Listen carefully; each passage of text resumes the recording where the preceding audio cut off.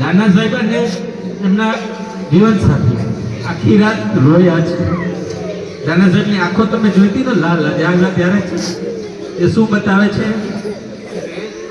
આ છોડવું એમને હૃદયથી તો નથી જ ગમતું, પણ બીજા કોઈ હવે સ્કોપ નથી કે જિલ્લામાં એ લોકોને કદાચ 5 વર્ષ પછી 2 વર્ષ પછી મળે, એટલે ના છૂટકે ન ગમતા પણ વિદાય લેવી પડે છે. તો જીવનમાં બેટા વિદાય તો અનેક આવવાની છે. અત્યાર સુધીની આપણે 8મા ધોરણે વિદાય સમારંભમાં આપતા હતા, પણ આજે ગુરુજનોને વિદાય આપવાની થાય છે, એટલે વધારે થોડીક દર્દ અને દુઃખની વાત છે. અનેક વિદાયો તમારા જીવનમાં એવી આવવાની છે. તમે જેમ જેમ મોટા થશો ને, તમારા જીવનસાથી સાથે તમારા માવતરના આંગણામાં જ્યાં તમે ખેલ ઉછેર અને મજાક મસ્તી કરીને જે ધમપછાડા અને જે મોજથી જીવાશો ને, આંગણું પણ તમારે એક સમયે મૂકવાનું છે બેટા. તો આવી પળોમાં મન આપણું એકદમ મજબૂત મક્કમ, આવનાર સમય બહુ અતિ ઉત્તમ અને સારો છે એવા વિચાર સાથે આપણે વિચારીએ ને તો જ આપણને તાકાત મળવાની છે. હવે ઈશ્વર ને સામૂહિક પ્રાર્થના હોય ને કોઈ જ્યારે, એની એક અજબની તાકાત હોય છે, એની એક અલગ તાકાત હોય છે. દાના સાહેબને આપણે કૈલાસ ટીચરને ક્યારેય ભૂલવાના જ નથી.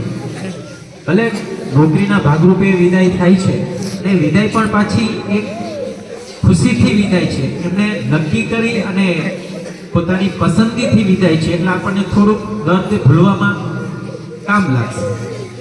જો ન છૂટકે ફરજિયાત વિદાય થવાનું હોય તો એ પળ વિચારો એ કેટલી આપણા માટે દુઃખની હોય. આ ઓવર સેટઅપ ને આવા શબ્દો તમને બહુ હજી ખ્યાલ ન પણ હોય, પણ એવા સંજોગો હોય ને એ બહુ અઘરા લાગતા હોય છે. આ શરૂઆત થોડોક સમય સેટ થતા વાર લાગશે, પણ એમની ઈચ્છાથી વિદાય છે એટલે આપણા માટે ખૂબ આનંદની પલ છે.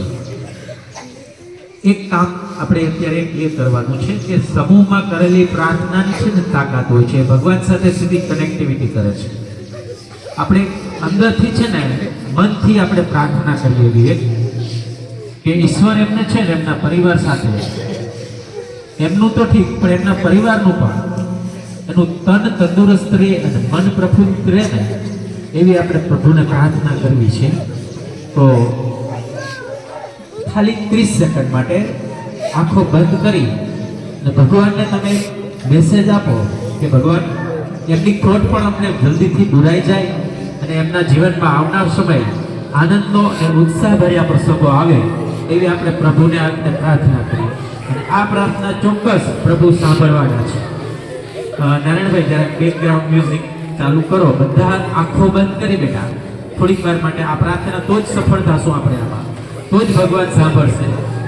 થોડીક વાર માટે ખાલી 30 સેકન્ડ માટે હું જ્યારે આંખો ખોલો એમ કહું ને ત્યારે આંખો ખોલવાની છે. બધા આંખો બંધ કરી દો. ચલો હવે રોવાનું થોડીક વાર માટે બંધ કરી દો બેટા. બંધ ન થાય હું પણ જાણું.